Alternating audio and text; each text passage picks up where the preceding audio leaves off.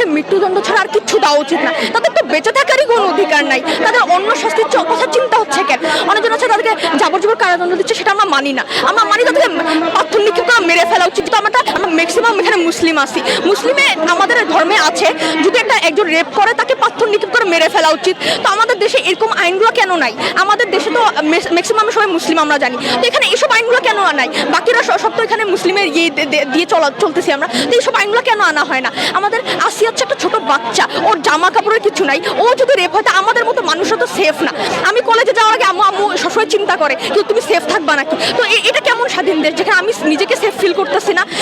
আমি বাইরে সেফ না, বাসায়ও সেফ না। বাসায় আসিয়ার নিজের বোনের জামাইয়ের শ্বশুর মিলেও রেপ করছে, তো এখানে তো আমি দেখলাম বাসায়ও সেফ না। তারা মেয়ে কেন সেফ থাকবে না? এখানে আমাদের উচিত কি এখানে এমন কঠোর শাস্তি দেওয়া যায়, একটা রেপিস্টকে দেখে যেন বাকি সব রেপিস্ট শুধরে যায়। এটা এমন কঠোর শাস্তি দেওয়া হচ্ছে আমাদের, এত সহজ শাস্তি দিলে তো বাকি রেপিস্ট রেপ করবে, এটা অবভিয়াসলি। বাট আমাদের উচিত কি একজনকে দেখে যেন বাকি সবাই শুধরায়, এটা এরকম একটা আইন পাস করা উচিত আমাদের। এটাই করলে আমরা সরকার থেকে আমরা একটাই অনুমতি যেন এটাই করলে এখন আমাদের দেশের রেপের রেটটা অনেক কমবে বাইরের দেশের মতো। বাইরের দেশে আমরা জানি রেটের এত কঠিন শাস্তি আছে যে রেপের রেটটা অনেক কম, সেটা যেন বাংলাদেশে আনা হয়। ওদেরকে পর্যাপ্ত পরিমাণ শাস্তি দেওয়া হচ্ছে না, তাই ধর্ষণগুলো বাড়তেছে। ওদের যদি পর্যাপ্ত পরিমাণ ফাঁসি বা মৃত্যুদণ্ড শাস্তি দেওয়া হয় তাহলে আমার মনে হয় না এটা এত বাড়তো। তাই ইসলামের অনুযায়ী যদি ওদেরকে পাথর নিক্ষেপ করে মারা হয় তা আমার মতে এটা বেশি বেটার হবে। এই আন্দোলন চলমান থাকবে যতদিন এর বিচার না হয়। দেশের নাম্বার 1 ট্রেডিং অ্যাপ ইউএফটি ফার্স্টের সাথে ট্রেডিং করলে থাকবে না আর কোনো দুশ্চিন্তা। সকল তথ্য ও প্রয়োজনে আছে আমাদের অনলাইন সার্ভিস, তাই জেনে বুঝে বিনিয়োগ করুন ইউএফটিসিএল এর সাথে। যেখানে দর্শক স্বীকারোক্তি দিয়েছে, যেখানে সাক্ষী বলেছে আমরা দেখেছি, সেখানে কেন 90 দিনের ট্রায়াল দেওয়া হলো? আমরা এর জন্য আজকে রাজপথে নেমেছি। আমরা চাই 48 ঘন্টার ভিতর প্রকাশ্যে দর্শকের ফাঁসি হোক।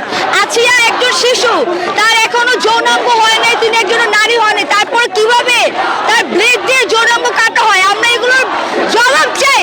আমরা সেফ কোথায়? আমরা রাস্তায় বেরোতে পারি না, আমরা রাস্তায় হাঁটতে পারি না, আমরা বাবার কাছে সেফ মনে করি না, ভাইয়ের কাছে সেফ করি না। আমাদের সেফটি কোথায়? আইন কি করতেছে? উপদেষ্টারা কি করছে? আমরা কেন আইন নিজে হাতে তুলতে বাধ্য হব? আমরা জবাব চাই। যদি পুলিশ জবাব দিতে না পারে আমরা অ্যাকশন নেব, action to action, direct action. আমাদের দেশের আইন ব্যবস্থা যাতে চেঞ্জ করা হয়, আইন ব্যবস্থা আমাদের দেশে একদমই ভালো না। আইন ব্যবস্থা থেকে সমাজ ব্যবস্থা শুরু করে আমাদের দেশে সবথেকে জঘন্য নারীদের জন্য। কারণ ধর্ষকের কাছে ধর্ষণ খুব বড় একটা বিষয় না, ধর্ষিতার কাছে অনেক বড় বিষয়। কেন? যেহেতু ভিকটিম, তার জ্ঞান ফেরার আগেই এই শাস্তি দিতে হবে, না হয় আমরা এই কর্মসূচি বন্ধ করব না। আমাদের দাবি আইন ব্যবস্থা বদলাতে হবে। 3 দিন 90 দিন পর একজন প্রমাণিত ধর্ষকের বিচার হবে, এই তালা বাহারা আমরা মেনে নিব না।